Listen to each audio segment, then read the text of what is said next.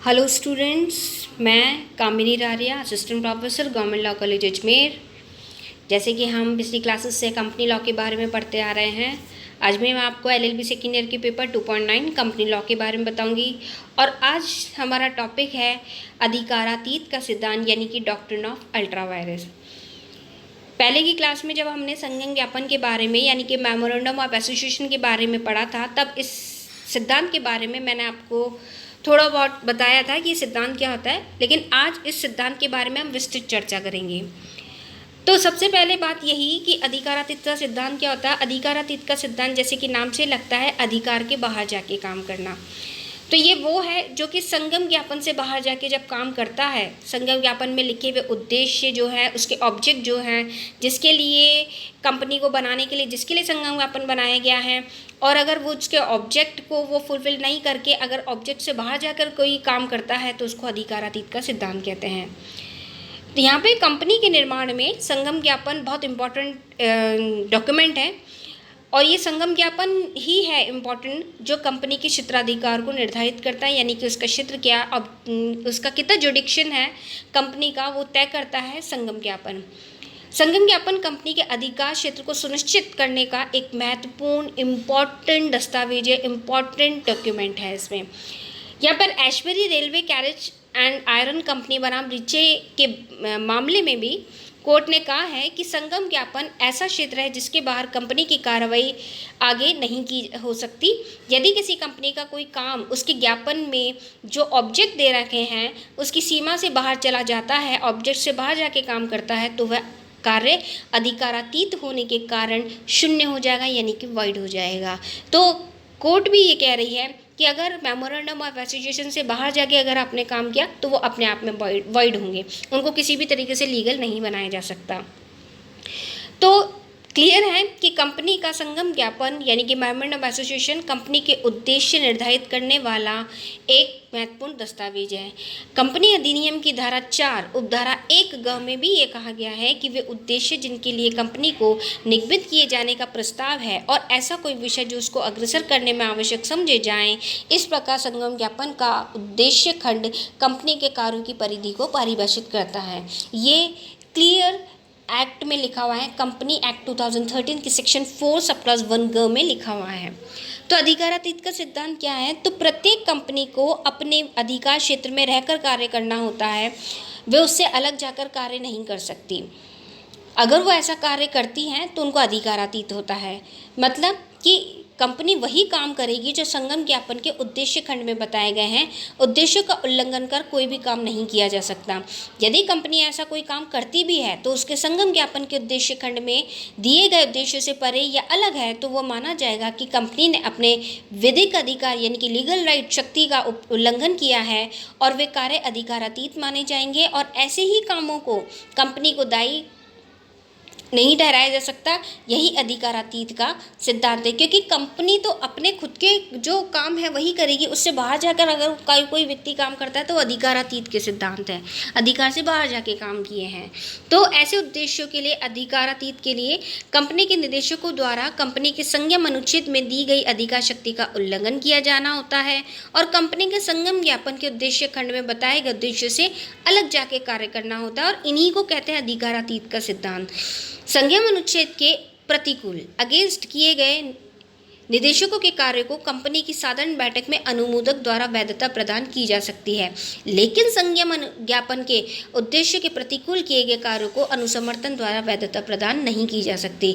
यानी कि article of association में अगर कोई काम किए भी गए तो उनको तो अनुसमर्थन द्वारा लीगलिटी प्रदान कर देंगे, लेकिन संयम ज्ञापन के उद्देश्यों के अगेंस्ट जाकर अगर कोई काम करें तो वह किसी भी तरीके से लीगल नहीं हो पाएंगे। प्रथम प्रकार के कार्य निदेशकों के प्रति अधिकारातीत माने जाते हैं, जबकि दूसरी तरीके के कार्यों को कंपनी के प्रति अधिकारातीत माने जाएंगे। दोनों में डिफरेंस हो गया, इसलिए मैं आपको ये एक केस बता रही हूँ। Ashbury railway carriage and iron company बनाम रिचे का केस है, और इस केस में क्या हुआ देखो। ऐश्वर्य रेलवे कंपनी रेल के डिब्बे बनाने तथा अन्य रेल की मशीनें व पुर्जे आदि बनाने का व्यवसाय करती थी। ऐश्वर्य की रेलवे कंपनी वो जो पुर्जे होते हैं ट्रेन के, रेल के, वो बनाती थी। वह अन्य मैकेनिकल इंजीनियर तथा जनरल कॉन्ट्रैक्टर का कारोबार भी करती थी और दूसरे काम भी करती थी। इस कंपनी में मेंबर रिचे नामक एक फर्म से बेल्जियम में रेल की पटरी डालने के लिए पूंजी लगाने संबंधी एक संविदा की। एक व्यक्ति रिचे ने कंपनी से की संविदा। ऐश्वर्य कंपनी ने उक्त संविदा को अधिकारातीत बताते हुए उसे विखंडित कर दिया। रिचे ने कंपनी के विरुद्ध संविदा भंग का दायन करते हुए इस आधार पर क्षतिपूर्ति की मांग की कि संविदा शब्द सामान्य संविदा के भावार्थ के अंतर्गत आता है, अतः कंपनी के अधिकार क्षेत्र के भीतर है। उसके द्वारा यह तर्क भी प्रस्तुत किया गया कि संविदा का अंशधारियों द्वारा बहुमत से अनुसमर्थन कर दिया गया था। तो यहाँ पर वो कह रहा है कि जो काम कंपनी के संयम ज्ञापन में है ही नहीं, वो नहीं कर सकता कोई व्यक्ति। अगर उसके संयम अनुच्छेदों के द्वारा अगर वो काम करके अनुसमर्थन कराना भी चाहे तो ये देखना बहुत ज़रूरी है कि संयम ज्ञापन में क्या ऐसे कामों के लिए क्या ऐसे ऑब्जेक्ट लिखे गए हैं। तो इस रिचे वाले ये जो केस है, इससे क्लियर होता है कि संयम ज्ञापन में जो भी बातें लिखी गई हैं, उसके क्षेत्राधिकार में जो बात लिखी गई हैं, उसके बाहर जाके कोई भी व्यक्ति काम नहीं कर सकता। एक और केस के बारे में मैं आपको बताती हूँ। केस का नाम है फॉरेस्टर बनाम मैनचेस्टर रेलवे कंपनी। इस वाद में भी लॉर्ड सेल्मियन ने यह कहा है, यदि कोई कंपनी यात्रियों को जलमार्ग द्वारा एक घाट से दूसरे घाट पर उतारने का व्यवसाय करती है तो खाली रहने पर उसका उपयोग जल पर्यटन या समुद्र विहार के लिए किया जा सकता है। इसे कंपनी के मुख्य उद्देश्य परे नहीं माना जाएगा, क्योंकि वो काम तो एक ही कर रही है, अलग नहीं है, क्योंकि जगह रह गई है ना, इसीलिए। तो दोनों ही ये जो केस है, इनमें डिफरेंस ये है कि पहले वाले में संयम ज्ञापन में अगर कोई बात नहीं लिखी गई है तो आप किसी भी तरीके से उसको पूरा नहीं कराएंगे, और दूसरे वाले केस में कहा गया है कि उससे सिमिलर अगर कोई काम है कराया जा सकता है तो करवाया जाएगा। तो अगर ये केस अधिकारातीत के सिद्धांत के बारे में बात कर रहा है तो ये कहता है यहाँ पे सारतः संगम ज्ञापन में उल्लेखित मुख्य उद्देश्यों की पूर्ति के लिए आवश्यक होना चाहिए, मुख्य उद्देश्य की प्राप्ति के लिए प्रासंगिक होना चाहिए, ऐसे कार्य करने के लिए अधिनियम द्वारा अधिकृत होना चाहिए, तभी अधिकारातीत का सिद्धांत नहीं बनेगा। संगम ज्ञापन के अंदर काम किया गया होगा, लेकिन संगम ज्ञापन के बाहर जाके काम किया है तो अधिकारातीत का सिद्धांत होगा। आगे हम देख रहे हैं, अगर ये सिद्धांत है तो इसके कुछ अपवाद भी होंगे, एक्सेप्शंस भी होंगे। तो इसके कुछ अपवाद भी हैं कि कौन से ऐसे काम हैं जो कंपनी के बाहर काम किए हुए नहीं माने जाएंगे, यानी कि ऐसा कौन कौन सा काम है जो ये नहीं कहा जाएगा कि अल्ट्रा वायरस है। तो यहाँ ये कहता है, यदि कंपनी के निदेशकों द्वारा कंपनी संबंधी ऐसा कोई कार्य किया जाता है जो उसकी शक्ति के बाहर हो परंतु कंपनी के संगम ज्ञापन से बाहर ना हो तो अंशधारियों द्वारा उसका अनुसमर्थन कर दिया जाता है। यानी कि संयम अनुच्छेद में ऐसी व्यवस्था नहीं है लेकिन ज्ञापन में है, तो आप काम करिए और बाद में उसको अनुसमर्थन करा लीजिए, क्योंकि संयम ज्ञापन के वो अगेंस्ट नहीं है, उसके विपरीत नहीं है। फिर वो कहता है इसका अपवाद, यदि कंपनी द्वारा किया गया कार्य उसकी सीमा शक्ति के अंतर्गत है लेकिन वह अनियमित तरीके से किया गया है तो अंशधारियों के अनुसमर्थन से विधिपूर्ण बनाया जा सकता है। यानी कि तरीका उसका गलत था लेकिन था वो कंपनी के क्षेत्राधिकार में, तो भी अधिकारातीत का सिद्धांत नहीं माना जाएगा।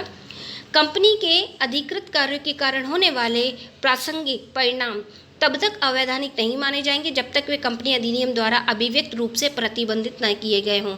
यानी कि अगर कंपनी ने किसी तरीके से उनको मना नहीं कर रखा है तो वो कार्य अधिकारातीत के सिद्धांत नहीं माने जाएंगे। फिर ये कहता है कंपनी के ऐसे अधिकारों पर अधिकारातीत का सिद्धांत लागू नहीं होगा जिनका उल्लेख यद्यपि संज्ञान ज्ञापन में नहीं किया गया है लेकिन वह विवक्षित रूप से उसे प्रदान किए गए हैं। यानी कि क्लियर, अगर संज्ञान ज्ञापन में ऐसा उल्लेख नहीं है लेकिन संज्ञान ज्ञापन के नियमों को पूरा करने के लिए, संज्ञान ज्ञापन को बातों को पूरा करने के लिए अगर वो ज़रूरी है और वो काम किए जाते हैं तो वो अधिकारातीत के बाहर नहीं माने जाएंगे। फिर ये कहते हैं कंपनी के संगम अनुच्छेदों में सीमा से परे कार्यों का अनुच्छेदों में परिवर्तन कर विधिपूर्ण बनाया जा सकेगा। संयम अनुच्छेदों में, हम यहाँ संयम ज्ञापन की बात कर रहे हैं लेकिन यहाँ संयम अनुच्छेद के बारे में ये बात कही गई है कि अगर संयम अनुच्छेद के बाहर जाकर कोई काम किया गया है तो उसको अनुसमर्थन करके विधिपूर्ण लीगलिटी प्रदान की जा सकती है। आगे वो कहता है किसी कंपनी की संपत्ति उसके अधिकारातीत विनियोग द्वारा अर्जित होने पर भी कंपनी का उस पर अधिकार सुरक्षित रहेगा। यानी कि अर्जित होने पर भी जब एक बार खरीद ली संपत्ति तो अधिकारातीत विनियोग द्वारा ले ली गई है तो उसका अधिकार सुरक्षित रहेगा। तो ये इसके अपवाद हैं। इन अपवादों के रहते हुए भी डॉक्ट्रिन ऑफ अल्ट्रा वायरस नहीं माना जाएगा। आगे हम बात कर रहे हैं अधिकारातीत कार्यों के दुष्परिणाम, कि कर तो दिए काम तो इसके कोई बैड इफेक्ट भी तो होते हैं। तो इसके बैड इफेक्ट कौन कौन से? सबसे पहले है इंजंक्शन यानी कि व्यादेश। यदि कंपनी के किसी सदस्य को यह प्रतीत होता है कि कंपनी द्वारा कोई अधिकारातीत कार्य किया जा रहा है तो उसे रोकने के लिए न्यायालय से व्यादेश प्राप्त कर सकता है, इंजंक्शन लिया जा सकता है, कोर्ट से स्टे लिया जाएगा। सेकंड वो कहता है निदेशकों का दायित्व। कंपनी के निदेशकों का ये कर्तव्य है कि वे कंपनी की निगमित पूंजी का उपयोग केवल अधिकृत एवं वैध कार्यों के लिए करें और ऐसे कार्य संगम ज्ञापन में वर्णित उद्देश्य से परे नहीं हो। यदि निदेशकों द्वारा अधिकारातीत कार्य किए जाते तो वे इसे कार्य क्षति के लिए व्यक्तिगत रूप से दायी होंगे। तो ये निदेशकों का अपना खुद का कार्य होगा, ये अधिकारातीत कार्यों के दुष्परिणाम है, क्योंकि कंपनी अपने हाथों से काम नहीं करती, वो जो मेंबर होते कंपनी के जैसे कि बोर्ड ऑफ डायरेक्टर्स या डायरेक्टर उनके अकॉर्डिंग ही उनके ही थ्रू काम करती हैं। आगे बात कर रहे हैं हम अधिकारातीत संविदाओं के लिए दायित्व, यानी कि अधिकारातीत संविदाएं अल्ट्रा वायरस कॉन्ट्रैक्ट आरंभतः शून्य होते हैं, उनको किसी भी तरीके से वैलिड नहीं बनाया जा सकता, क्योंकि अधिकारों से बाहर जाकर अगर आपने कोई संविदा की तो कंपनी उसको फुलफिल कभी करेगी नहीं, तो वो शुरू से ही शून्य होते हैं। ऐसी संविदाओं को अनुसमर्थन, विबंधन, मौन सम्मति आदि विधिमान्य अर्थात अधिकार के अंतर्गत नहीं बनाया जा सकता। आप कुछ भी करके उनको फुलफिल नहीं कर सकते।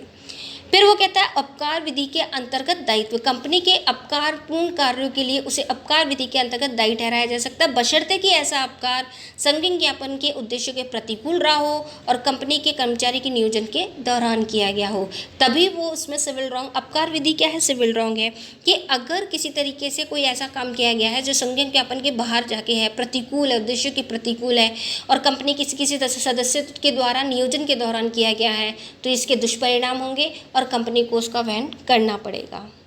तो ये हमने आज देखा कि डॉक्ट्रिन ऑफ अल्ट्रा वायरस अधिकारातीत का सिद्धांत क्या है। As per railway carriage company ने इस सिद्धांत को फुलफिलिटी के लिए कितनी अच्छी बातें कोर्ट ने कही है इस केस में। फिर अधिकारातीत का सिद्धांत कब नहीं होगा तो इसके अपवाद हैं। अधिकारातीत कार्यों के दुष्परिणाम क्या होंगे ये भी हमने देखे हैं। आगे की क्लास में हम नए सिद्धांत के साथ या किसी नए टॉपिक के साथ फिर आपसे बात करेंगे। Thank you students.